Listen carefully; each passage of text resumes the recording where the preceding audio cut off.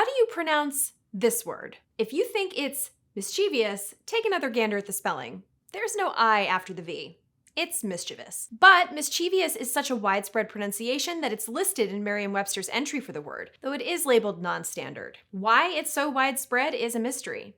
Maybe people are influenced by devious, which does sort of evoke mischief. Or maybe they're just being mischievous. Hi, I'm Mary McCarthy, editor-in-chief of Mental Floss.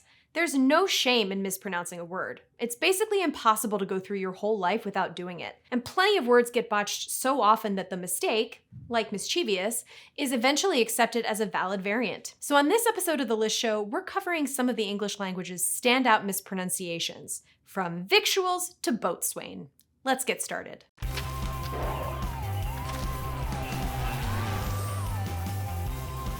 There's no X in etc., but that hasn't stopped people from saying etc. It's an understandable mistake. English has a whole host of words that start with EXC, excel, accept, excite, and few that start with ETC. Knowing what the term means might help you remember how to say it. It comes from the Latin phrase etc., that's 2 words, which translates to end the others. It's essentially the same as another Latin phrase, et al. And you wouldn't pronounce that ex al, would you? Would you?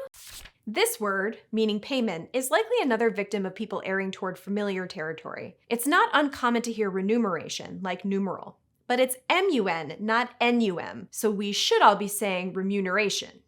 This word, meaning food or provisions, isn't pronounced victuals. It's victuals, like little, and you can blame some Latin superfans for that. In the 16th and 17th centuries, scholars altered a bunch of words to look more like their Latin predecessors. At the time, victuals didn't have a C, because English speakers had borrowed the word from the French vital, but its Latin origin was victualis, and scholars thought the modern edition should reflect that. Though the new spelling eventually stuck, the general public didn't change the pronunciation to match it. So it's victuals, not victuals. The re-Latinization trend also explains why we say February instead of February. English speakers first used février or févrel from the French février, but the original Latin was februarius. So another R got added, but we drew the line at actually saying it.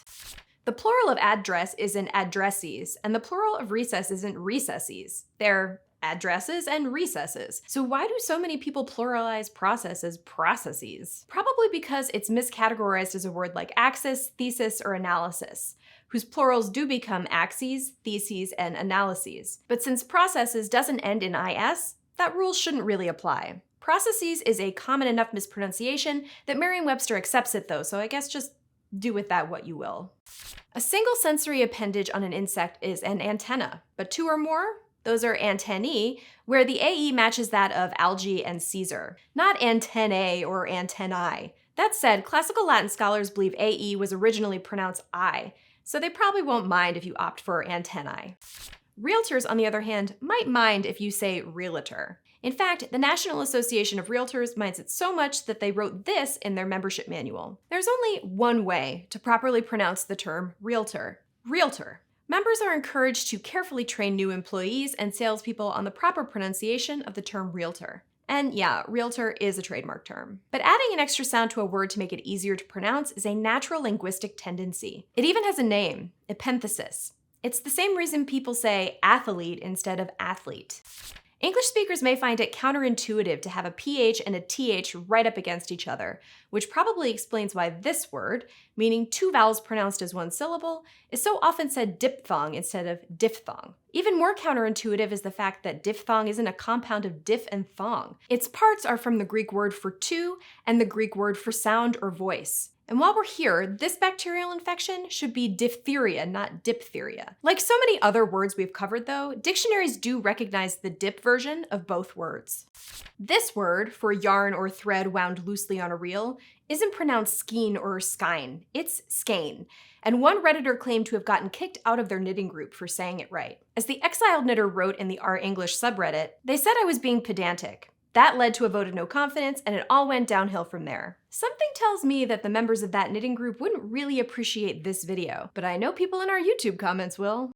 Let's end with a handful of quick hitters. People have a habit of saying the name of this highly addictive opioid as fentanyl, like Tylenol. It's fentanyl, like Benadryl. And yes, I know the word long is in this word, but it's not longevity, it's longevity. Or rather, longevity. Don't get tripped up by how much this word, A melted metal or metallic alloy used to join metallic surfaces looks like soldier. Its primary pronunciation is solder. This word's primary pronunciation, on the other hand, depends on the context. If it's describing something used to prime a surface or an electric charge, it's primer. But if it's a small book or piece of writing used to prime you on a topic, or one used to teach kids how to read, it's usually said primer. And Godspeed to kids learning how to read this word, meaning a ship's officer in charge of equipment and deck work. As those of us who enjoy below deck know, it's not boatswain, but bosun. In fact, it's sometimes just spelled B-O-S-U-N. It's a similar story with this word for a sailor who steers a ship's boat. It's coxswain, not coxswain.